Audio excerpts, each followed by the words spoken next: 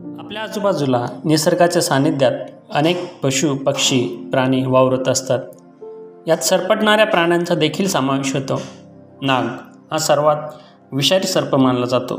मात्र शिरूर तालुक्यातील शिक्रापूर येथील काही सर्पमित्रांनी कृत्रिम पद्धतीने सापाची अंडी उबवून यातून सापाच्या पिल्लांना जन्म दिला आहे. ही संपूर्ण प्रक्रिया कशी असते, या सर्पमित्रांना ही कल्पना कशी सुचली, या संदर्भात लेट्सअप मराठीने या सर्पमित्राशी साधलेला संवाद.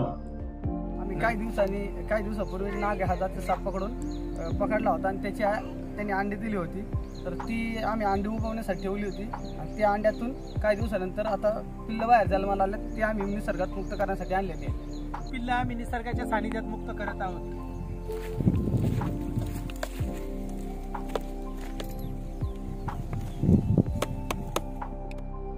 शिक्रापूर येथील वन्य पशु पक्षी संरक्षण सामाजिक संस्थेचे श्रीकांत भांडळे, शेरखान शेख, शुभम वाघ यांनी मे महिन्यात कोब्रा जातीचा विषारी नाग पकडून आणून घरीच बरणीत बंद ठेवला होता.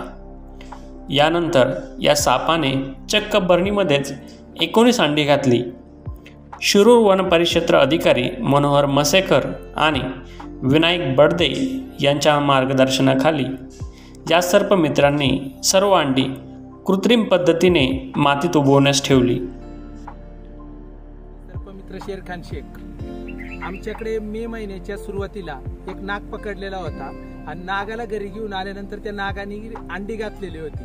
त्याची माहिती आम्ही शिरूर वन परिक्षेत्र अधिकारी मनोहर मसेकर साहेब, आमचे वन्य पशुपक्षी संरक्षण सामाजिक संस्थेचे विनायक बडदे सर आणि वन विभागाच्या सोनल राठोड मॅडम यांना दिली होती. ती अंडी आम्ही एका विशिष्ट पद्धतीने उबवायला ठेवलेली होती. त्या अंड्यातून आज 18 नागाची पिल्लं जन्मलेली आहे आणि ती आज आम्ही निसर्गाच्या सानिध्यात मुक्त करत आहोत.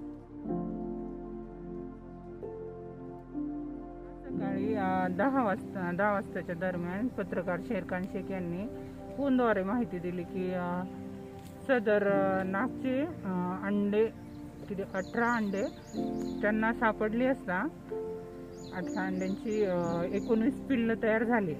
आज त्या पिल्लांना आम्ही निसर्गाच्या सानिध्यात त्यांच्या समवेत सोडत आहोत. तब्बल 70 दिवसांनी नागाच्या पिल्लांना जन्म देण्यात सर्पमित्रांना यश आले. यानंतर सर्व पिल्लांना निसर्गाच्या सानिध्यात मुक्त केले.